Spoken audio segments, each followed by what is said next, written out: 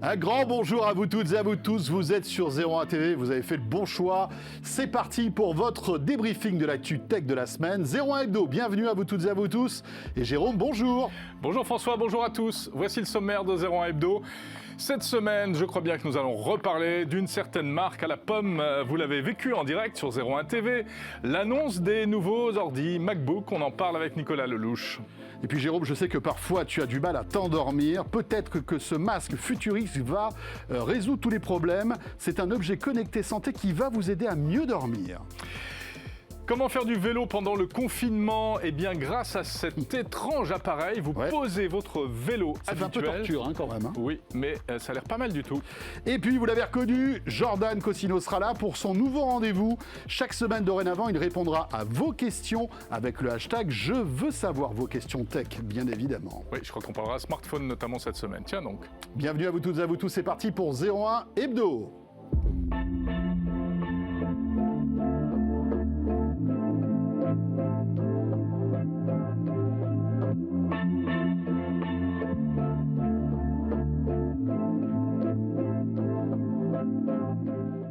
Tout d'abord, merci d'être là, fidèle au poste, chaque jeudi sur 01 TV, à la fois sur la chaîne YouTube de 01 TV, 01nettv.com et sur les box. Peut-être êtes-vous en train de regarder 01 Hebdo installé sur votre canapé, affalé sur votre canapé, vous avez bien raison.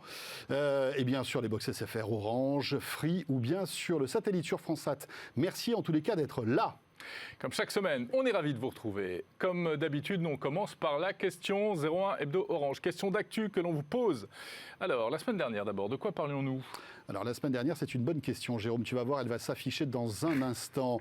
Allez-vous souscrire à un abonnement 5G, puisque effectivement, on évoquait ce sujet.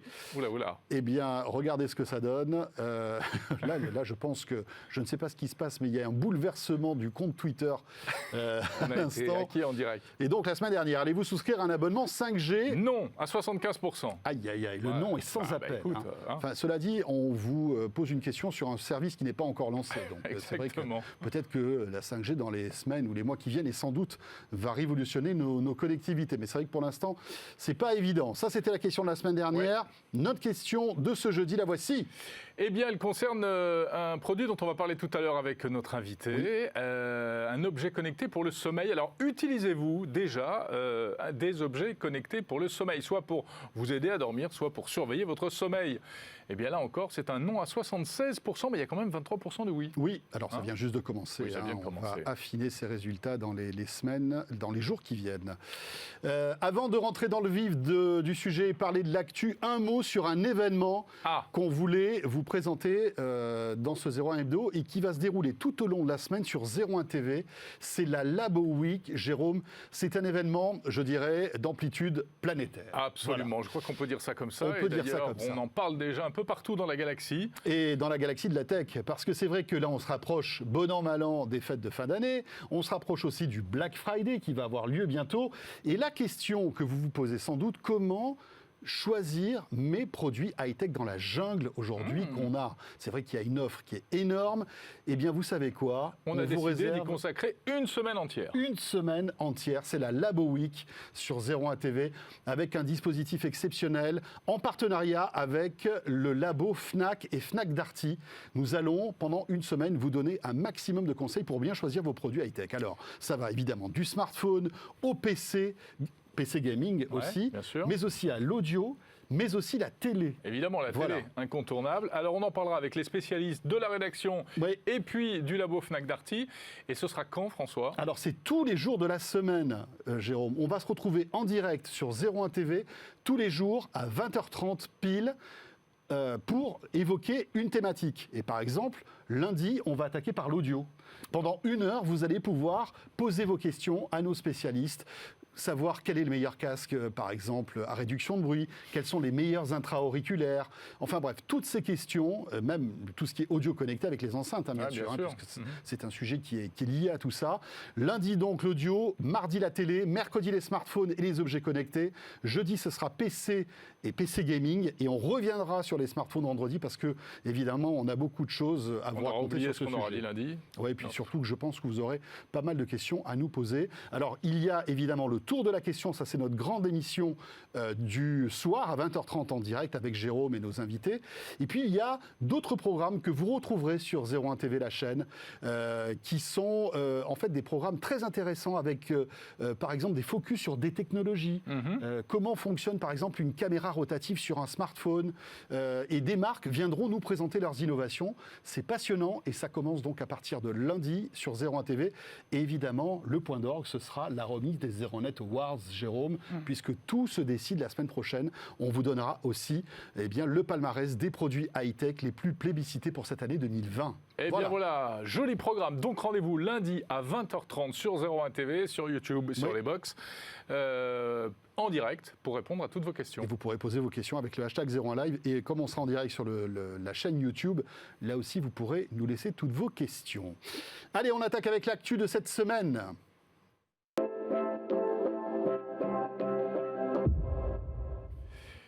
L'actu, cela ne vous a pas échappé, c'est encore cette semaine Apple qui fait l'actualité, 3e keynote de la rentrée. Elle avait lieu mardi soir. Vous l'avez vécu en direct sur 01 TV. Et c'était pour la présentation de 3 nouveaux ordinateurs, mais surtout qui ont une particularité puisque ce sont les 3 premiers produits Apple équipés du nouveau microprocesseur M1, 100% made in Cupertino. Enfin bref, presque j'allais dire. C'est-à-dire qu'il est conçu à Cupertino, évidemment. Après, il est sous-traité à Taïwan, je crois, la fabrication. Mais c'est vraiment les processeurs Apple. On l'a expliqué, Apple désormais fabriquera ses processeurs, son matériel, ses logiciels comme d'habitude.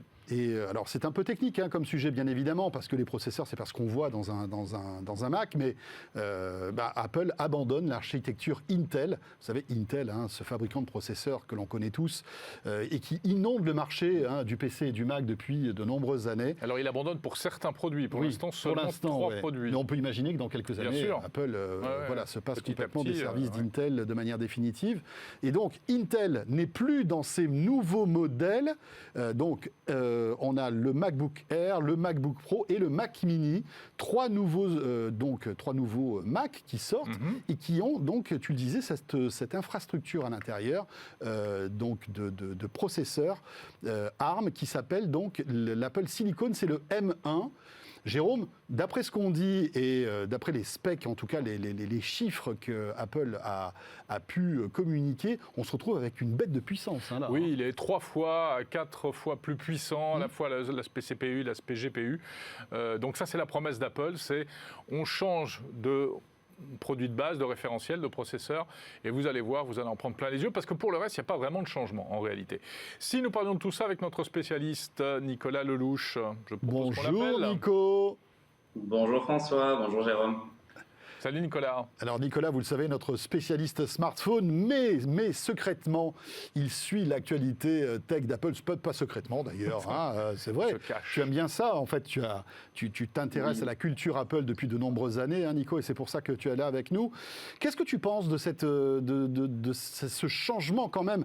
C'est important de stratégie de la part d'Apple. C'est vrai que, je le disais tout à l'heure, c'est assez abstrait, mais mine de rien, dans l'industrie informatique, c'est un vrai tournant que prend Apple là. Oui, et c'est d'ailleurs la première fois qu'un constructeur d'ordinateur est à la fois maître du hardware, du logiciel et fabrique lui-même les puces. Donc en soi, c'est une petite révolution parce qu'Apple contrôle complètement son écosystème dorénavant. Donc c'est sûr que là-dessus, ça va leur permettre d'avancer dans le développement des machines et de faire vraiment ce qu'ils veulent. C'est-à-dire que jusqu'à maintenant, ils étaient dépendants d'Intel pour la livraison de nouvelles puces, par exemple. Là, ils peuvent sortir des nouvelles puces quand ils veulent. Pareil au niveau de la production, ils vont vraiment pouvoir contrôler complètement le système. Et surtout, à terme, on a souvent dit que le Mac était abandonné par rapport à l'iPhone ou par rapport à l'iPad. Là, le Mac, maintenant, il est sur la même architecture que l'iPhone et l'iPad. Donc, ça signifie que les applications vont fonctionner d'un système à un autre et donc que le Mac va de nouveau pouvoir innover comme auparavant. Donc, oui, c'est peut-être une des plus grosses annonces de l'année pour Apple, voire de plusieurs années, parce que c'est vraiment un truc majeur. Oui, et même pour l'industrie, parce que ça, quelque part, ça bouscule un petit peu l'industrie, ou en tout cas le fonctionnement actuel et habituel. Nicolas, juste une question. Qu'est-ce que ça change concrètement pour tous ceux qui nous regardent? Parce que c'est ça le plus important finalement. Qu'est-ce que ça change? C'est vrai que c'est une bonne question et on a tendance à l'oublier et on a tendance à parler, oui, on passe d'Intel à ARM, comme si tout le monde savait ce que ça représentait, mais en soi, on n'explique pas aux gens réellement en quoi le changement est majeur. L'explication la plus simple, c'est de dire aux gens que jusqu'à maintenant, un ordinateur était un ordinateur, et là maintenant, un ordinateur chez Apple, ça sera un iPhone avec un clavier et avec un écran d'ordinateur. Parce que c'est vraiment dans la conception complètement différent. Donc déjà, les composants sont plus petits, donc occupent moins d'espace. Donc ça libère de l'espace par exemple pour la batterie, mais aussi pour affiner les appareils tout en étant tout aussi performant et plus économe en énergie. Sur le MacBook Pro par exemple, on va gagner 10 heures d'autonomie selon Apple. On a hâte de vérifier ça dans notre laboratoire. Mais en tout cas, les promesses, elles sont vraiment impressionnantes. Au-delà de tout ça, c'est ce dont on parlait il y a quelques secondes, c'est tout ce qui est applicatif. C'est jusqu'à maintenant, les applications Mac étaient des applications x86, x64, donc sur une architecture Intel. Là, aujourd'hui, maintenant, un Mac pourra tourner les applications créées pour l'ARM, donc les applications iPhone et iPad. Donc, c'est plein d'applications qui arrivent en même temps. Pour les développeurs, c'est plus simple de développer sur les différentes plateformes. Et surtout, là où je rassure directement les gens, ce qui va changer pour les gens, c'est que, ils ont des machines plus puissantes, ils ont une meilleure autonomie, mais ils ne vont pas perdre leurs anciennes applications, puisqu'il y a une couche d'émulation qui s'appelle Rosetta 2, en hommage au premier Rosetta qui avait permis la transition vers Intel en 2005. Et ce Rosetta 2 permet de faire tourner les applications Intel sur une machine avec un processeur Apple Silicon. Et normalement, on ne devrait pas voir la différence, en tout cas, on l'espère. Ouais, alors ça c'est la promesse, parce que j'ai lu quelque part, je crois bien que c'est sur 01net, qu'il y aurait quand même quelques peut-être surprises avec certaines applis qui pourraient ne pas tourner ou tourner moins bien, etc. Il y a des chances, c'est évident. Enfin, déjà, les grands développeurs sont en train de préparer leur application qui supportera nativement le processeur Apple M1. Par exemple, chez Microsoft, il y a une bêta qui est disponible là, qui sera certainement une version finale d'ici la fin de l'année. Chez Adobe, ça sera en début 2021 qu'on aura les versions natives. Et en attendant, du coup, c'est de l'émulation. Logiquement, selon Apple, le processeur M1 est tellement puissant qu'en émulation, ça sera plus puissant que les puces Intel. Maintenant, voilà, on peut imaginer qu'il y aura quelques ralentissements. Déjà, ce qu'on connaît comme limitation, c'est que sur le premier démarrage, là où avant vous ouvriez Photoshop en 2 ou 3 secondes, peut-être que là, ça pourra prendre 30 ou 40 secondes la première fois, le temps de convertir l'application en format RM. Maintenant, une fois que c'est fait une seule fois, la traduction devrait être quasiment instantanée. Donc tout ça, je ne peux pas vraiment m'avancer parce qu'on n'a pas encore eu l'occasion de tester ces machines. Mais quand ce sera le cas, on pourra dire si en effet la promesse est tenue. Mais en tout cas, ça a l'air extrêmement prometteur. Et par contre, j'en profite pour dire qu'il y a eu une fuite d'un benchmark d'un MacBook Air avec la puce Apple M1. Et il est plus puissant que le MacBook Pro 16 pouces à $3 500. C'est dingue ça, incroyable. C'est assez impressionnant le gap qu'Apple a réussi en la matière. Et un rappel très important, mon collègue Pierre Fontaine le dit beaucoup dans ses articles en ce moment, cette puce Apple M1, c'est une puce d'entrée de gamme. Elle n'est pas là pour remplacer ce que faisait Apple sur le 16 pouces ou sur le 13 pouces haut de gamme MacBook Pro. Elle est là pour le MacBook Air, le premier MacBook Pro 13 pouces. Donc imaginez ce dont ils seront capables en début d'année prochaine quand ils lanceront une nouvelle puce plus performante, notamment sur la partie graphique. Voilà, c'est que le début de l'histoire, hein, bien sûr. Et voilà, mais c'est un tournant technologique très important qu'Apple a pris là. Merci beaucoup, Nico. Tu vas rester avec nous parce que on va évoquer. Je voulais juste dire un truc quand même. On peut regretter que, ok, il va aller plus vite. Ils ont une super autonomie, mais le design ne change pas. Il n'y a aucune fonctionnalité nouvelle. Pas de tactile. Pas d'écran tactile, pas de Face ID.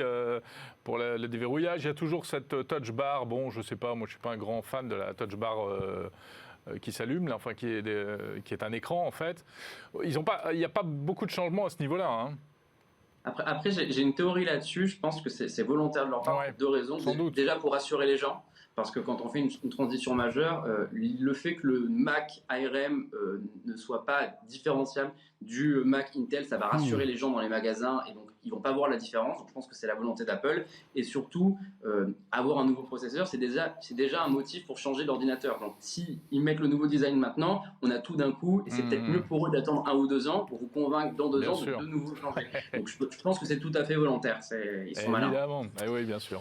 Parfait, à Nico. suivre. En tout cas, si vous voulez en savoir plus sur ce tournant stratégique de la part d'Apple, hein, vous allez sur 01net.com et sur 01 TV avec pas mal de vidéos et notamment le résumé de la keynote que nous vous proposons. Alors, il y a une autre actu, François, pour laquelle on aimerait bien avoir un peu les précisions de Nicolas. C'est une actu smartphone, enfin c'est aussi une actu industrielle entre guillemets. Bien sûr. Huawei, le fabricant chinois, eh bien, serait sur le point, paraît-il, de céder sa branche smartphone, d'arrêter les smartphones en fait, ça veut dire ça? Alors, c'est pas tout à fait ça. Hein. C'est Huawei qui vendrait Honor. vendrait Honor. Attention, donc Huawei continuerait les smartphones. Hein. Tu confirmes, hein, Nicolas? Oui, Huawei va conserver sa propre branche smartphone, mais en tout cas, c'est Honor qui est la marque sœur qui serait sur le point d'être vendue à un consortium d'entreprises chinoises.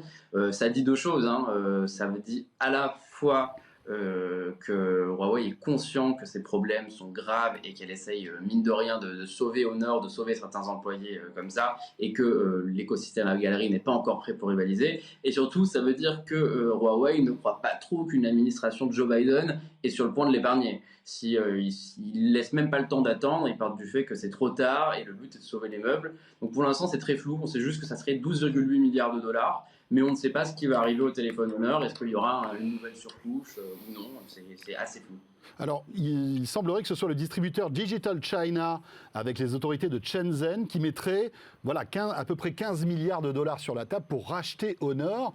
Mais à ce moment-là, la question qu'on se pose... Ça reste chinois alors? Alors, ça resterait chinois, mais est-ce que le fait de couper le cordon avec Huawei leur permettrait de récupérer les services Google? Parce que c'est ça la question. Logiquement, oui, parce que le ban qui a été prononcé par l'administration Trump concerne uniquement Huawei et automatiquement ses branches. Parce que rappelons que le problème pour l'administration Trump n'est pas Huawei le fabricant de smartphones, mais Huawei le fabricant d'antennes. Donc si Honor n'appartient plus à Huawei le fabricant d'antennes et appartient à une marque de smartphone lambda, alors Honor peut très bien postuler à une licence Google. Donc en toute logique, ça voudrait dire qu'ils vont récupérer les services Google chez Honor. Après, on peut parler aussi du climat géopolitique. Hein. On voit que donc Joe Biden devient le nouveau président américain. On aurait pu imaginer aussi que Huawei soit soulagé en fait de ce changement. Visiblement, ça ne changerait pas grand-chose sur les sanctions américaines concernant Huawei. Il y a forcément du soulagement parce que déjà Joe Biden il est moins imprévisible que Donald Trump et on peut discuter avec lui. En tout cas, c'est ce que doit espérer Huawei en interne. Maintenant, si on se place tout simplement, on essaie de réfléchir et on se dit que Huawei est une marque chinoise dans une puissance qui est en train de prendre énormément d'importance d'un point de vue technologique. Est-ce que c'est dans l'intérêt du président américain de faire la paix et de faire un cadeau à cette marque chinoise et à lui laisser conquérir le monde? Donc, même si Joe Biden n'aurait peut-être pas été aussi agressif que Donald Trump l'a été, c'est pas dans l'intérêt de Joe Biden d'annuler les actions de Donald Trump ici. Donc peut-être qu'il y aura une surprise, mais on peut imaginer que ça reste comme ça pour Huawei. Et Joe Biden pourra dire merci à Donald Trump. Oui, mais il y a beaucoup de choses. Il fait le sale boulot. Oui, c'est ça. Donald Trump a fait le sale boulot sur beaucoup de choses. Il y a plein de trucs sur lesquels il reviendra très certainement pas. Mais absolument. Bon, ça risque d'être compliqué pour Huawei. Merci beaucoup Nicolas. Merci Nico. Et on te retrouvera d'ailleurs à la fin de ce 01 Hebdo avec un certain Jordan Cosino. Bon courage. Ouais. À bientôt, merci. À bientôt. François, l'actu cette semaine, c'est aussi du côté du Nevada que ça se passe, avec une innovation qu'on a dans le scope, qu'on suit du coin de l'œil depuis quelques années déjà. Eh bien, c'est le projet Hyperloop d'Elon Musk. Alors, bon, Elon Musk n'est que partie prenante, c'est pas lui qui drive vraiment le projet. C'est lui qui a eu l'idée, en fait. C'est lui qui a eu l'idée, ouais. En 2013. Bah non, c'est les Français qui ont eu l'idée. C'est vrai? Écoute, les Français ont construit un train à sustentation magnétique dans les années 60. Oui, c'est vrai. C'est une vieille idée. Après, je crois que c'est pas tout à fait le même concept. Là, ce sont des capsules, en fait, qui... Bien sûr, c'est dans un tube à vide. Ils ont mixé l'aspect sustentation magnétique pour éviter les frottements et ils ont enlevé l'air dans le tube pour enlever encore plus de frottements. En tout cas, ça, c'est l'idée. Voilà, et l'objectif, c'est de pouvoir se déplacer à toute vitesse. À 1000 km/h. C'est vraiment les chiffres que Elon Musk avance. Et là, quelques chiffres. 500 mètres en 15 secondes à 172 km/h. Alors, on est loin, évidemment, des performances théoriques de ce système, mais malgré tout, ça a marché. 2 employés d'Hyperloop ont fait ce test, Jérôme. Exactement. Donc, cette petite distance, tu l'as dit, c'est la première fois que des humains montaient dans cette capsule. Pour l'instant, le tube est en plein air.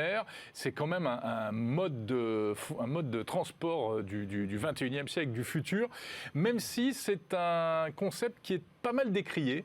Et en fait, il y a des scientifiques qui disent que ça ne marchera jamais. Parce que 1000 km/h, il y a des questions d'accélération, des questions de freinage qui sont insolubles à l'heure actuelle. Et donc, qui repoussent les limites de la physique, en fait. Tout à fait. C'est ça. Que l'appareil ne pourra pas... Enfin, je ne me souviens plus exactement du détail, mais notamment sur le freinage, il y a des gros problèmes. Mais à terme, tu l'as dit, 1000 km/h, et les nacelles pourront contenir 28 personnes, ça c'est l'objectif. Et ils espèrent que démarrer les vols, j'allais dire, les transports commerciaux en 2025. Alors il faut savoir que la SNCF fait partie des actionnaires de l'Hyperloop. C'est quand même incroyable. Pourquoi la SNCF a mis un petit peu d'argent là-dedans? Peut-être voilà, un pourvoir, et peut-être qu'ils réfléchissent déjà au train, non pas de demain, mais d'après-demain, parce que évidemment ça nécessite des infrastructures et des coûts monstrueux, parce que là il faudrait refaire en fait tout le réseau ferroviaire. C'est incroyable. Il y a Monsieur Branson aussi, Richard Branson, qui est sur le coup. D'ailleurs, c'est Virgin Hyperloop en fait. Exactement, et qui lui promet qu'en 2030 il y aura une vraie ligne commerciale Hyperloop. Voilà. Ça nous ferait Paris-Marseille en 1 heure. Waouh, pas mal quand même. Cool, hein. C'est-à-dire que le TGV à côté, c'est un escargot, quoi. Ah ouais. C'est ça. Exactement. Bon, voilà pour l'actu. Tiens, un petit coup d'œil sur notre question 01 Hebdo Orange. Avant justement de rentrer dans le vif du sujet des objets connectés santé, avec notre invité, on vous questionne aujourd'hui sur les objets connectés pour le sommeil. Utilisez-vous des objets connectés pour le sommeil? Réponse non majoritairement. C'est bien, ça prouve que vous dormez bien. Hein, voilà. C'est peut-être la première conclusion qu'il faut en tirer. En tout cas, c'est un vrai domaine très intéressant, c'est un vrai champ d'investigation. Et on en parle tout de suite avec notre invité? Exactement. Allez, c'est parti.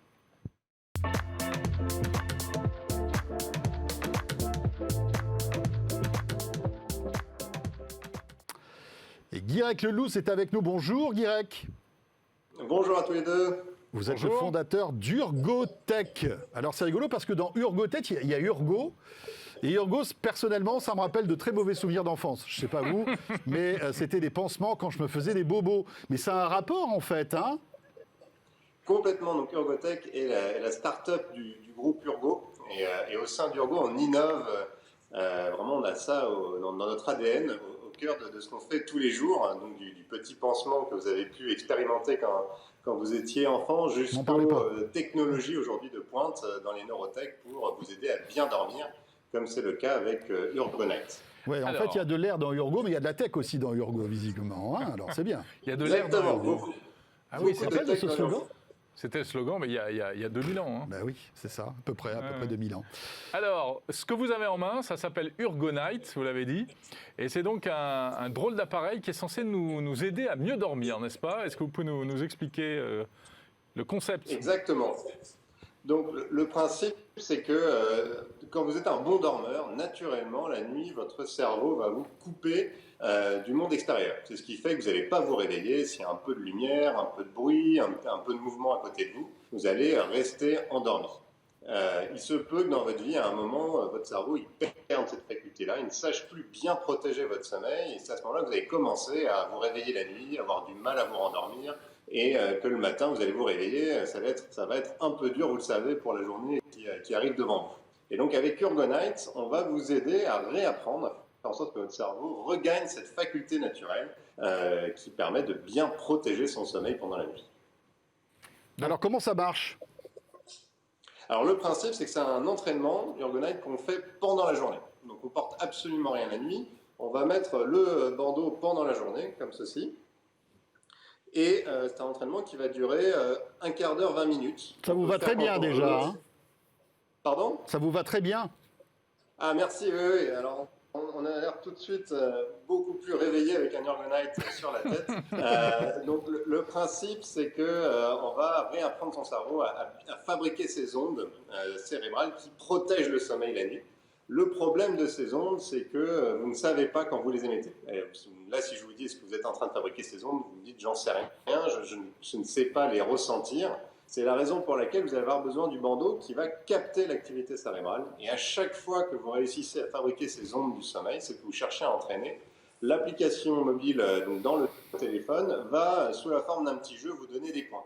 Et donc le principe, c'est que plus vous gagnez des points, plus vous êtes en train d'entraîner votre cerveau. Et donc c'est comme ça que vous allez eh bien, en gagnant de plus en plus de points, vous réentraînez à fabriquer de plus en plus de ces ondes qui protègent votre sommeil.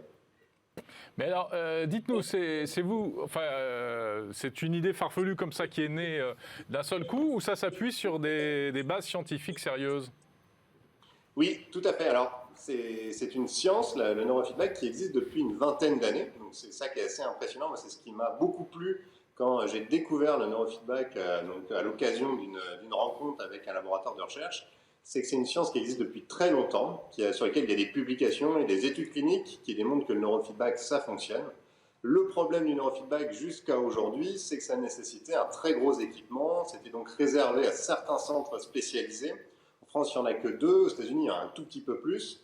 Mais globalement, c'est vraiment réservé à une élite, à des gens qui peuvent accéder à ces centres-là. Raison pour laquelle, en fait, moi, j'ai souhaité, en démarrant Ergotech, me dire, voilà, là, il y a un défi. Il y a une technologie qui aide les gens, qui a un vrai impact dans leur vie, et il faut la démocratiser, il faut la rendre accessible à tous, donc à travers un outil Ergonite qui est portable, qui s'adapte à votre quotidien, que vous pouvez utiliser le matin, au bureau, le soir, quand vous voulez, qui également prend la forme de l'entraînement d'un jeu, donc qui est ludique, qui est motivant, qui est très simple d'utilisation. Vous voyez les petites électrodes, je ne me suis pas posé la question de savoir où est-ce que je vais les mettre. Automatiquement, en mettant le casque, elles tombent au bon endroit. On est dans la démocratisation, rendre accessible au plus grand nombre une technologie qui est efficace et qui existe depuis des dizaines d'années. Guirec, une petite question concernant les ondes. Vous savez que nous les Français, on n'aime pas beaucoup les ondes. Hein. Le fait d'avoir ce casque sur la tête, c'est pas génial, non? Alors, c'est une très bonne question. Le casque, lui, n'émet aucune onde. C'est-à-dire que c'est vous qui êtes responsable de l'entraînement. Le casque, le bandeau, ce qu'il fait, c'est qu'il mesure votre activité cérébrale. Donc, le bandeau en lui-même n'agit pas sur votre cerveau. Il est juste là pour mesurer l'activité cérébrale. Et lorsque vous réussissez à fabriquer donc, ces ondes cérébrales avec votre cerveau, celle que vous cherchez à entraîner, en fait, l'activité cérébrale de votre cerveau que vous cherchez à entraîner, là, le bandeau, à travers l'application, en fait, vous donne un feedback, une récompense, vous gagnez des points, et c'est ce qui vous donne envie d'en fabriquer plus et de continuer à vous entraîner. Mais comment communique le bandeau avec le smartphone? Par Bluetooth, Low Energy. Ah oui, donc c'est des ondes quand même. Voilà, c'est des ondes, mais le Bluetooth Low Energy, c'est une onde qui émet très très peu d'ondes et sur lequel on est exposé. Comme les oreillettes. Oui, voilà, c'est ça. Pas longtemps, puisque l'entraînement dure un quart d'heure, 20 minutes dans la journée. Et justement, pour ressentir les bénéfices du Ergotech, il faut l'utiliser combien de fois? Et ça marche, on va dire, à partir de combien de temps? Alors, il faut faire les entraînements, donc c'est 15-20 minutes dans la journée, 3 à 4 fois par semaine. Et on commence à ressentir les premiers bénéfices à partir d'une quinzaine de séances. Donc à partir d'un mois et demi, on commence à ressentir les premiers bénéfices. C'est ce qui est publié dans la littérature autour du neurofeedback. Et c'est également les retours qu'on a des premières personnes qui l'utilisent, puisque Ergonite est utilisé par la communauté des backers depuis juillet et également est disponible à la vente depuis donc la mi-octobre. Le prix? Ça coûte combien? Ça coûte 499 €. Ah oui. J'allais dire c'est presque Voilà, un prix à dormir debout, mais sans mauvais jeu de mots, hein, bien sûr. Alors on passe d'une technologie qui est, elle, très coûteuse, très lourde à l'hôpital, à une technologie que tout le monde peut avoir chez soi. 500 €, ça reste un budget pour les gens, mais c'est toujours à mettre en regard, bien sûr, des bénéfices qu'on peut avoir à mieux dormir et puis des alternatives qu'on peut aussi trouver sur le marché. Là, avec Ergonite, on est sur une technologie qui va vous aider à vous réentraîner, à gagner en qualité de sommeil. Et voilà, c'est en tout cas ce que nous disent les gens, c'est quelque chose qui est très important pour eux et pour lequel on espère qu'ils seront nombreux à sauter le pas. Et encore une petite question, ça ne concerne pas forcément tout le monde. Quel est le pourcentage de la population qui aurait besoin de ce bandeau, qui dort mal en fait? Alors le sommeil, c'est quelque chose qui concerne beaucoup de gens. C'est à peu près 30% des gens 30%, en France, aux États-Unis, qui ont des soucis de sommeil. Dans ces 30%, il y a de tout. Il y a des gens qui vont être malades, qui ont vraiment une atteinte malade, enfin, qui ont des gros problèmes de santé et qui, eux, doivent continuer d'aller consulter un médecin, pour lesquels donc, l'Ergonite n'est pas indiqué. Enfin, toutes les apnées du sommeil, tout ce genre de choses, il faut continuer d'aller voir un médecin. Et puis, il y a des gens qui vont avoir, généralement, ils disent qu'ils ont un sommeil léger, qui ont du mal à s'endormir, qui se réveillent la nuit, qui se sentent fatigués le matin, voilà, qui aimeraient avoir une meilleure qualité de sommeil pour pouvoir aussi mieux profiter des journées, plus disponibles pour leurs proches, être plus disponibles pour leur travail et avoir plus d'énergie, tout simplement. Et là, Urban Eye peut aider à récupérer ces facultés.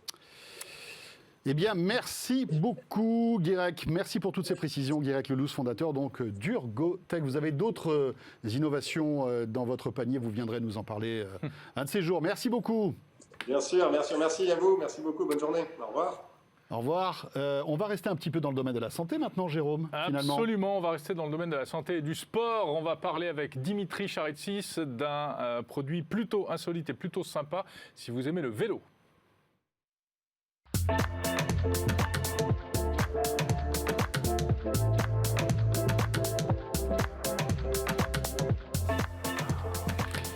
Dimitri est avec nous. Comment vas-tu, Dimitri, de la Bonjour, rédaction de monsieur. 0net? Ça va très bien. Et vous? Dimitri, qu'on retrouvera la semaine prochaine d'ailleurs pour notre tour de la question. Tu Il es sera invité là mardi pour nous parler paraît. télé. Il Parce paraît. que, en fait, Dimitri a deux passions dans la vie, tout ce qui roule et tout ce qui projette de belles images. Voilà. C'est des bonnes Enfin, passions. entre moi, autres, je il a trouve. d'autres passions, mais C'est bien ça, on ne va résumé. pas rentrer dans, Ouais, dans sa vie privée, hein, bien sûr. Et là, on va parler de ce qui roule, mais de ce qui roule en faisant du surplace. C'est ça qui est fort, en fait. Hein. Et pendant cette période de confinement qui n'est pas prête de se terminer, à mon avis, eh bien, ça peut être pas mal ce que tu vas nous présenter là maintenant. Effectivement, je peux y aller. C'est un home trainer, sans surprise. Un home trainer. Un home trainer. Et en fait, c'est la star cachée de ce confinement, de ce deuxième confinement. Et c'était aussi la star du premier, on s'en rend pas compte. Mais pour en avoir un petit aperçu, il suffit d'essayer d'en acheter un. C'est tout simplement impossible. Ah en fait. bon ? Ils sont épuisés dans tous les magasins spécialisés. C'est très compliqué d'avoir un home trainer aujourd'hui. Et tout simplement, c'est parce que ça marche très bien. Home trainer, c'est un appareil pour faire du sport à la maison. Alors, non Oui, qu'est-ce que tu entends par Qu'est-ce qu'on home entend par là trainer? Alors, pour faire court, on peut dire que c'est un vélo d'appartement next-gen, un vélo d'appartement un peu plus poussé parce qu'il est connecté et parce qu'il permet un peu plus de fonctionnalité. La différence fondamentale avec un vélo d'appartement, c'est qu'on met son propre vélo sur ce support qui est le home trainer et ensuite, on profite de son vélo pour s'engager sur des voies virtuelles, là encore, et donc soit faire un peu de sport, soit faire même de la compétition. Donc, c'est pas un vélo d'appartement, à C'est pas- proprement parler, Il faut avoir un vélo. Il faut avoir un vélo. Alors après, il faut qu'on va passer- adapter en fait à ce système. c'est ça? Exactement. Alors, il faut trouver. C'est là où c'est un peu compliqué. Alors, il y a deux types de home trainer. Il y en a un sur lequel on vient poser le vélo complètement. Et donc là, la roue avant est bloquée et la roue arrière vient sur un rouleau Oui. qui, lui, est relié à un électroaimant, en fait, à une résistance magnétique qui fait que ça procure, on va dire, la résistance et ça simule l'effort. Et il y a un autre système qui est encore un peu plus poussé où on enlève la roue arrière. Oui, c'est On ce qu'on vient voit, le là, loger, sur les voilà, images. exactement. On vient le loger, ça s'appelle un système à transmission directe. On vient le loger sur le support, D'accord. sur la cassette qui est fournie par le constructeur. Là, en l'occurrence, c'est un Wahoo que moi je suis en train de tester. Et donc ce système-là simule alors non seulement l'effort, mais aussi la pente. On peut par exemple rouler dans Paris. On peut simuler une étape du Tour de France si on en a envie. Voilà, ça peut. Mais Jérôme c'est peut génial. tricher avec son vélo électrique ou pas? Non, justement, c'est là où ça devient, zut. Non, parce que compliqué. tu sais que c'est un gros tricheur quand même. Hein. Non, mais c'est là où ça devient très compliqué. Alors là, on a le vélo, on a le Triche home pas, trainer. monsieur, je m'aide. On a le home trainer, mais le home trainer seul ne peut pas faire grand-chose, à part évidemment tourner, simuler la pratique du vélo. Il faut aller un peu plus loin, et là, il y a plein d'applications auxquelles on peut se connecter, parce qu'il y a évidemment une connexion Bluetooth qui le relie à sa tablette, à son téléphone. Et donc, il y a des applications, la plus célèbre d'entre elles, c'est Zwift, qui permet de rencontrer, de rouler avec énormément d'autres cyclistes, parce qu'évidemment, comme je vous le disais, ça cartonne. Et C'est l'aspect réseau, en fait. alors c'est ça l'aspect réseau, et c'est aussi le fait de pouvoir se balader avec, certes d'autres cyclistes de son niveau, mais aussi de faire des compétitions. En fait, le boom de ce home trainer, il est arrivé lors du premier confinement, je vous le disais, parce que il y a pas mal de courses qui avaient été annulées, des courses de cyclistes qui avaient été annulées Je et me qui avaient demande été s'il reportées. n'y avait pas eu à l'occasion la création Compétition. d'un Tour de France virtuel comme ça. Alors, il y a des Tours de France virtuels, mais les pros n'y participent pas. Là, avec les home trainers, il y avait une douzaine de pros qui s'étaient mis chacun dans son garage, dans son bureau, et qui avaient justement simulé une course. Donc c'est ça qui est vraiment intéressant. Mais ce qui est sympa quand tu fais du vélo, c'est de sentir l'air qui te passe dans la t'es confiné, mon pote. Tu Alors, peux pas avoir. Deux choses. Voilà. La première, je vais dire Tu dis à tes enfants qui te soufflent dessus. comme Jérôme, pas toujours le choix, et ça permet justement de faire du vélo, du sport à domicile comme d'autres produits le font. Et puis après, le home trainer, il peut aussi s'accompagner d'accessoires. Il y en a chez Wahoo typiquement, qui permettent de simuler la dose de vent qu'on reçoit en fonction de la vitesse, de la pente. Voilà. Ça peut aller très très loin dans ce genre de délire. Mais c'est vraiment intéressant. En fait, c'est le fait d'être parvenu à simuler les sensations qu'on peut avoir en grimpant un col, c'est quand même pas hyper évident. C'est quelque chose qui était absolument impossible avec un vélo d'appartement. Et réussir à le faire avec ce genre de dispositif, c'est quand même plutôt Donc la promesse est tenue, selon toi? La promesse est plutôt tenue. Tu l'as testé, hein? Je suis en train de le tester. J'ai même lancé un programme d'entraînement sur 8 semaines que je regrette un petit peu. Que je regrette un petit peu. Pourquoi? Parce qu'il est dur? Parce que oui, c'est difficile. C'est l'autre. Alors, je vous disais qu'on pouvait rencontrer pas mal de monde sur Zwift, pour le coup. À titre d'exemple, avant-hier, j'ai fait une séance entre midi et 13h. Il y avait 9000 personnes qui couraient en même temps. Non, quand je vous dis que ça marche vraiment. Incroyable. Voilà, il y avait 9000 Il y a personnes. du vélo ou est-ce qu'il y a aussi de la course? Il y a un peu de course à pied, mais ça demande d'avoir un tapis à la maison. Ça prend quand même beaucoup de place et c'est moins répandu qu'un vélo. Donc voilà. Et puis il faut avoir un tapis compatible, etc. Exactement. Donc clairement, il y a 95% de cyclistes. Et donc il y avait 9000 personnes. Et oui, c'est difficile parce que les premiers utilisateurs, ce sont déjà des cyclistes et des cyclistes qui ont la passion du vélo et qui en font régulièrement. Donc c'est pas évident de trouver, on va dire, un groupe qui soit d'un niveau plus accessible et qui permette de progresser. Mais l'application comprend aussi des courses et des parcours plus simples qui permettent de progresser. Donc c'est plutôt bien vu. Et alors comment ça coûte cette petite chose? Enfin, ces petites choses, parce que c'est un ensemble finalement. Et on ne parle pas du vélo là. Voilà. Oui. Là aussi, il y a une variabilité de prix. Ça commence à partir de 300 € pour les premiers modèles connectés et ça peut aller jusqu'à 1200 € pour les modèles les plus poussés. Et puis après, il y a une variante qui est encore un peu plus importante, enfin un peu plus imposante. C'est celle qui intègre un vélo directement. Ah oui. Donc il n'y a plus besoin à chaque fois de sortir son vélo et de le ramener dans son garage. On achète un package en fait. Voilà, et là, ça tourne autour de 3500 €, donc c'est beaucoup plus cher. D'accord. Il faut avoir la place évidemment de le mettre. C'est dans les petits appartements parisiens. C'est pas toujours facile. C'est plus compliqué, effectivement. Ouais, c'est sûr. Mais on peut imaginer que le confinement est une aubaine pour ce type de société qui vend ce genre d'appareil, non? Alors, j'ai eu les gens. Alors, il y a 3 sociétés qui sont à la pointe de du home trainer. Il y a Wahoo dont on a parlé, il y a Tacx qui appartient à Garmin et Elite qui est une marque italienne. Et ces 3-là, je les ai eu au téléphone récemment, ont doublé leurs ventes cette année. Et le trend est ultra positif sur cette fin d'année. Alors d'un côté, ils se retrouvent avec des salles de sport, parce que je pense qu'ils travaillaient beaucoup avec des salles de sport, parce qu'il y a de plus en plus de salles de sport où il y a des objets comme ça connectés.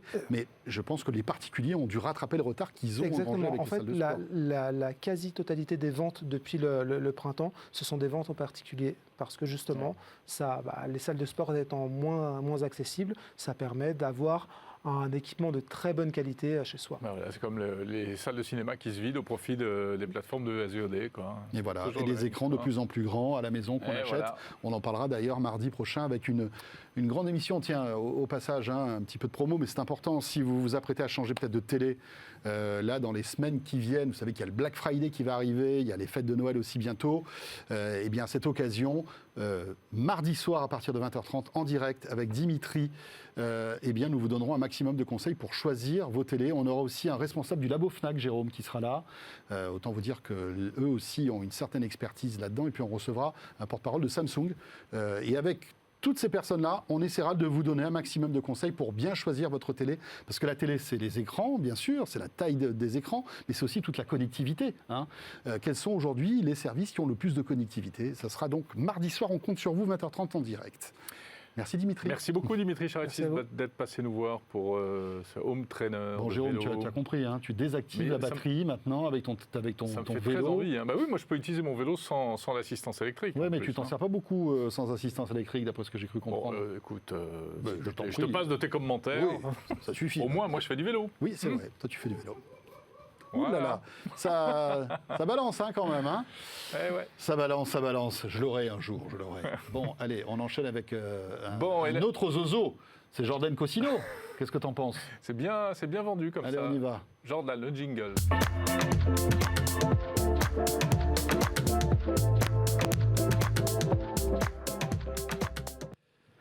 Jordan Cosino est-il dans les parages? Serait-il quelque part devant une caméra? Alors, le temps qu'il connecté décroche son FaceTime, vous allez voir, il se Voilà. connecte, ça y est, Ah, il est là. Enfin. Il était sous la douche, Jordan. Salut Jordan. Bonjour. Comment ça va? Bah écoutez, très bien et vous? Bah écoute, ça va. Tu sais qu'à chaque fois qu'on t'a en visio, j'ai envie de saluer ton armoire qui est derrière. Parce qu'on la Mais voit elle est tellement cool. toujours très bien. Et voilà, c'est ça. Et En fait, je vous en ai jamais parlé, mais c'est un placement de produit Ikea. Et pour la rentabiliser, elle doit passer dans 40 vidéos. Je suis pas loin là. Et, c'est pas ça mal. coûte super cher. Hein. Oui, c'est sûr. Et puis elle a dû te coûter cher celle-là. Ça se voit tout de suite. Mais là, c'est Euh, bon, je pense que tu peux la garder maintenant. Hein. Mon Bon, Jordan, je veux savoir, c'est le nouveau hashtag qui cartonne sur Twitter. Vous pouvez d'ailleurs poser aussi vos questions sur la page YouTube de 01TV sous les commentaires en fait de cette vidéo, hein, sous les commentaires de cette vidéo, donc du 01 Hebdo. C'est quoi le concept d'ailleurs de ce nouveau rendez-vous, Jordan? Donc l'idée, on va le rappeler quand même parce que ça a commencé que la semaine dernière. L'idée, c'est du coup, comme tu l'as dit, de poser une question, peu importe le thème, ça peut être sur la 5G, ça peut être sur les téléphones, sur les nouvelles consoles, peu importe. Et moi, je vais récupérer vos petites questions et je vais aller les poser aux journalistes, aux personnes concernées. Ça peut être de manière plus large sur la tech. Franchement, on prend tout. Voilà, c'est un peu comme le Black Friday, sauf que là, c'est nous qui prenons tout. Et voilà, le but, c'est d'y répondre en manière un peu sympa avec les journalistes. Et cette semaine, j'ai récupéré des questions que vous Eh nous oui, aviez posées. Parce que la semaine dernière, on avait on commencé à initier un petit peu la machine et on a eu beaucoup de questions, Jordan. On a été surpris. Hein. Exactement, on était surpris positivement, on va pas s'en plaindre. Mais du coup, j'ai récupéré ces petites questions et j'ai été les poser à mon collègue et ami Nicolas Lelouch. Je vous demande, vous allez voir ça. Applaudir. On va applaudir. Bon, comme promis, on se retrouve chez moi. J'ai récupéré les questions que vous avez posées dans le chat. Vous avez été très nombreux d'ailleurs à en poser, que ce soit en commentaire YouTube ou ailleurs. N'hésitez pas, si vous voulez, avec le hashtag Je veux savoir. On va tout de suite commencer en appelant Nicolas Lelouch. Ça va se passer sur Skype directement. Voilà, hop. Voilà, il est là, Nico Lelouch, c'est parti. Regardez comment il est beau. Bonjour Nicolas. Comment vas-tu? Bah écoute, ça va très bien. Très joli tapis derrière. Merci. Bah, je sais, le tapis, c'est censé être par terre. Moi, je l'ai accroché au plafond. C'est original. Je reconnais bien là ton originalité, Nicolas. En plus, c'est un mur, pas un plafond. Je me suis même trompé de mot. Et c'est Ah ça bah. qui est Ça commence bien. Non, je t'appelais parce que j'ai quelques petites questions pour toi. Pour commencer, écoute, j'avais une question de Fred06 qui dit « Bonjour, je veux savoir, est-ce que le Xiaomi Mi 10T est un bon smartphone rapport qualité-prix? Merci. Je n'ai pas testé le Mi 10T. J'ai testé le Mi 10T Pro. Maintenant, c'est les prix qui sont à peu près équivalents entre les deux. Ça doit être une cinquantaine d'euros en plus pour le Pro. Et j'ai plutôt tendance à lui recommander le Pro qui, au niveau des specs, est largement supérieur, en tout cas sur la photo notamment. Mais c'est un excellent rapport qualité-prix. On est en dessous des 600 euros. Donc ouais, je pense que si on cherche un téléphone haut de gamme et qu'on ne veut pas dépenser 1000 euros en allant sur le marché qui est au-dessus avec Samsung ou Apple, le Xiaomi Mi 10T Pro, c'est un assez bon produit. Le Mi 10T Pro, c'est celui qui a la photo en 108 mégapixels, non? C'est ça. Après, le 108 mégapixels, pour moi, c'est ce qu'on appelle un gimmick, un gadget. C'est pas Du vraiment marketing? hein. C'est une vraie technologie. Maintenant, la différence, tu vas pas réellement la voir parce que tu t'amuses pas à zoomer comme un Oui, x10 c'est sur vrai. ta photo une fois que tu l'as prise. Maintenant, il est assez polyvalent, il est rapide. On est sur un processeur haut de gamme et l'écran qui a un taux de rafraîchissement de 144 Hz, c'est pas mal du tout. Donc Ouais. le Mi 10T Pro, je le recommande sans aucun problème. Ouais. Alors, j'avais une autre question. Music for Life qui dit « Je veux savoir, je suis vendeur de produits tech. Est-ce qu'il y aura une pénurie des produits vu l'évolution du Covid dans le monde ?» Non, c'est peu probable. On a pu avoir des inquiétudes au début de la crise sanitaire. C'était le cas. Il y a eu des problèmes de pénurie sur certaines gammes de produits. Maintenant, les usines, elles tournent, hein, même avec le Covid, mais ça a été un petit peu différé au début. Aujourd'hui, ils se sont adaptés sanitairement. Et surtout, ce qu'il y a à prendre en compte, c'est que les usines ne sont pas que dans un seul pays. À peu près toutes les marques, elles sont pas bêtes, elles ont prévu le coup. Et il y a des usines au Vietnam, il y a des usines au Brésil. Il y a plein d'exemples, de contre-exemples qui font que dans tous les cas, il y a toujours des usines qui tournent et il faudrait vraiment une grosse catastrophe pour que tout s'arrête en même temps. Donc non, c'est peu probable. Il peut y avoir des ruptures de stock. Ça a été le cas là, sur le lancement des iPhones au début, sur les PS5 notamment, mais ça continue de tourner. Écoute, on a ensuite Twist Devil. Quel smartwatch ou bracelet connecté acheté pour moins de 150 € avec un bon rapport qualité-prix? Il n'y a pas grand-chose. Il y a des très bons bracelets connectés, souvent. Maintenant, c'est vrai que sur les montres, on est généralement un peu plus haut. Maintenant, il y a quelques exceptions. Sur cette gamme de prix, Huawei fait des très bonnes montres avec sa gamme Watch GT. C'est pas des montres sous Android, donc c'est des montres qui sont très peu puissantes. En même temps, on ne leur demande pas plus puissantes que ça. Elles vous donnent l'heure, elles vous donnent vos notifications, elles vous permettent de faire du sport, mais par contre, c'est pas hyper puissant, c'est pas hyper réactif. On doit les trouver au-dessous de 150 €, je pense, aujourd'hui. Chez Fitbit aussi, il doit y avoir des produits assez abordables. Donc, ça serait sur ces deux marques que t'irais toi. Ouais, que j'irais. Et écoute, j'en ai une dernière et après, j'arrête de t'embêter. Il y a Paul qui nous demande en commentaire YouTube, je veux savoir quel est le meilleur smartphone pour filmer. De mon expérience, j'ai quand même l'impression qu'Apple est encore très fort aujourd'hui sur la vidéo. Peu importe le modèle que vous prenez d'ailleurs. Ouais. Il n'y a pas vraiment de différence entre les générations sur la vidéo. Après, sur l'univers Android, si notre ami n'est pas fan d'Apple, va avoir Google avec les pixels qui fait des bonnes choses. Ils sont forts en photo, ils sont forts en vidéo. Huawei qui est excellent, mais le problème... Il faut aimer la galerie. C'est qu'il manque des applications chez Huawei. Il faut aimer chercher, quoi. P30 Pro, sinon, si le P30 Pro est en stock, il était très bon, mais c'est vrai que les derniers Huawei sont très forts en vidéo. Et sinon, en vidéo, c'est marrant qu'on en parle, il y a un petit nouveau qui est Vivo. Je ne sais pas encore ce que ça va valoir sur le long terme, Vivo, mais en tout cas, toute leur communication sur le lancement, c'est la vidéo avec un X51, c'est comme ça qu'il s'appelle. Il a, tu vois, Jordan, les stabilisateurs optiques comme ce que fait DJI, la DJI Osmo. Oui, bien sûr. C'est trop bien ça. Le bras, ça s'articule tout seul. En fait, ils ont essayé Vivo d'intégrer ça directement au module caméra du smartphone. Donc voilà, c'est pas aussi efficace, mais là où tu vas avoir d'habitude un angle sur ton téléphone de 0,5 degrés, c'est-à-dire que si tu bouges à 1 degré, ça va être à coup, eux, ils montent à 3 degrés. Donc du coup, en courant, tu arrives plus ou moins à conserver une stabilité. Donc si l'utilisateur à qui on parle recherche justement cette stabilité, le Vivo X51, ça peut être un produit intéressant. Après, la stabilité, ça ne fait pas tout dans une vidéo. C'est comme c'est clair.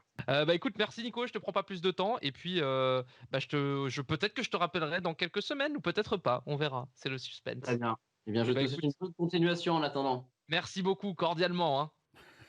Mais c'est Wikipédia à eux deux, ces deux-là. Cordialement, bien. C'est surtout Nicolas Lelouch.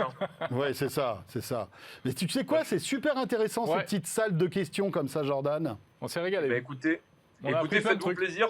Posez vos questions et puis on s'amusera et on prendra plaisir à y répondre. Peut-être avec Nicolas Lelouch, peut-être avec quelqu'un d'autre parce que Nicolas Lelouch fait sa star aussi parfois. Même si je sais que vous l'aimez beaucoup.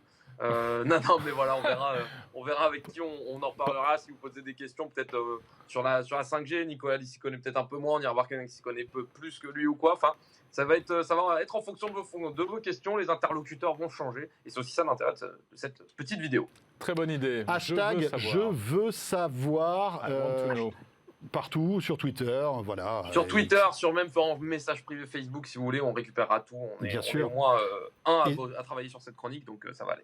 Et sur la page YouTube de 01 TV, vous le savez, sous les commentaires en fait de cette vidéo, vous pouvez nous poser toutes vos questions. On ira jeter un œil. Merci, Monsieur Jordan. Merci, messieurs. À la semaine prochaine. À très bientôt. Tu embrasses ton armoire de notre part. Pas de souci, je lui dis. Elle appréciera. Elle a l'air peu commode. Elle est jolie sur ça. Et ben voilà, je crois que là, il faut tout fermer. On est bon. Là, respect. Allez, salut. Salut. Ciao. Elle t'a plu celle-là, Jérôme. Celle-là, elle est bien. Et tu vois, tu me casses derrière le. Tu me sors ton truc sur les vélos. Et puis paf derrière. Bon. Impressionnant tes fulgurances là. T'as vu? Ouais. Qu'est-ce que je veux dire? Il nous reste, tu sais quoi? Prochainement il nous reste 3 sur minutes. scène. C'est ça. On vous donnera l'adresse et les dates. Au Palais des Glaces. Les dates, c'est pas pour tout de suite. François Sorel on stage. Les dates, c'est pas pour tout de suite. Non, ça va pas. Non. Tu peux t'entraîner en visio si tu veux. C'est pas gagné.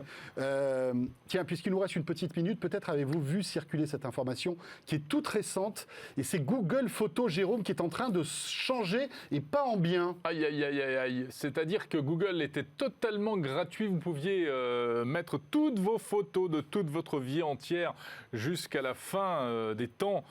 En illimité. En illimité. Stockage totalement illimité, gratuitement. Mais c'était trop beau pour être vrai ou trop beau pour que ça dure. Eh bien, désormais, au-delà de 15 gigas de stockage, il faudra mettre la main au porte-monnaie. Tout à fait. Et ça, c'est pas forcément une bonne nouvelle pour moi, par exemple, qui suis un utilisateur de Google Photos. C'est vrai que depuis des années, je stockais, peut-être tout comme vous d'ailleurs, toutes mes photos. Alors, c'était pas en résolution maximale, ils appelaient ça la haute qualité. C'est-à-dire que la photo était légèrement compressée, mais franchement, la qualité était vraiment tout à fait acceptable. Et c'est vrai que c'était génial d'avoir toutes ces photos comme ça d'un coup d'un seul. Ça s'arrête désormais, en tu vas juin payer prochain, comme tout le monde. en juin 2021. Donc, ils nous avertissent un petit peu à l'avance. On ne pourra plus stocker de manière illimitée ces photos, ou alors il faudra payer un abonnement mensuel. Alors moi, tout de suite, la question que je me suis posée, c'est quelles sont les alternatives, Jérôme ? Eh bien, il y en a plusieurs. Vous avez par exemple Dropbox. Vous avez par exemple... C'est payant aussi. Eh oui, mais de toute façon, il va falloir payer. Moi, je vais te dire, je trouve pas ça totalement absurde. D'abord parce que payer pour un service, écoutez, c'est la règle du jeu. Deuxièmement, payer, ça peut peut-être contribuer à limiter un petit peu l'hémorragie comme ça. N'oubliez pas que plus vous stockez des photos, des vidéos, ça occupe de la place sur des serveurs, ça consomme de l'énergie, ça fait pas forcément du bien à la planète. Donc un petit peu de sobriété numérique de temps en temps, pourquoi pas. Ça fait pas de mal et ça peut passer par le porte-monnaie. Cela dit, on a le temps de voir venir. Hein, toi maintenant. Ouais, moi je suis à fond. Non, mais écoute, c'est important ces questions-là. Non, mais c'est vrai. Alors moi j'ai une alternative. Vas-y. Moi j'ai une alternative. On est très nombreux à avoir un service Amazon Prime. Vous le savez. Enfin, peut-être que tout comme moi, payant, Jérôme. Alors c'est payant, mais bon, c'est 50 € par an. En général, on est abonné si on est un client d'Amazon. Et bien, il faut savoir que dans cet abonnement, en plus d'Amazon Prime Vidéo, en plus d'Amazon Prime Music, vous avez aussi ce service qui est offert de stockage de photos illimité en qualité originale. Ouais. Aussi. Enfin bon, donc voilà, c'est toujours bon à savoir aussi. Mais s'il y en a un comme ça qui passe au payant... Oui, mais là c'est payant puisque ça fait partie de ton abonnement. Oui, ça fait déjà partie de ton abonnement. De ton abonnement Prime. Mais enfin, je vous le dis parce que moi je l'ai appris, je ne savais pas qu'il y avait du stockage de photos illimité sur Prime, et c'est en me rendant compte que Google Photos n'était plus gratuit que j'ai vu ça, et donc peut-être que vous êtes tout comme moi abonné à Prime. Cela dit, ils ont fait des calculs Google, et il paraît que pour 80% de leurs utilisateurs, au rythme auquel ils envoient des photos, il leur reste devant eux 6 ans avant d'atteindre les 15 gigas. Ouais, je suis pas sûr. Oui, mais ça veut dire que... 80% des utilisateurs. Mais tu vois, dans ces 15 gigas, par exemple, tu as toutes les pièces jointes de tes mails que tu reçois. Et si tu supprimes pas tes mails, les pièces jointes prennent en fait des bouts en fait de tes 15 gigas. Et ben voilà, raison de plus pour faire le ménage. Et bien voilà, faisons le ménage. C'est pour terminer ce 01 Hebdo. Tiens Jérôme, avant de te dire au revoir, la question 01 Hebdo Orange ce jeudi. Utilisez-vous un objet connecté pour le sommeil. Le sommeil. Eh bien, c'est toujours une majorité de non. j'arrive pas à lire, 76%, c'est ça 76,4% de non, 23,6% de oui. Ce n'est que le début. Vous avez toute une semaine pour voter. On fera le point, bien sûr, jeudi prochain. Voilà, c'est la fin de ce 01 Hebdo. Merci beaucoup de nous avoir suivis. On se retrouve lundi soir à 20h30 pour le début de cette incroyable et folle Labo Week. Et on sera ravis d'être avec vous, bien évidemment. D'ici là, portez-vous bien. Belle fin de semaine. Et à lundi, on compte sur vous. À très vite.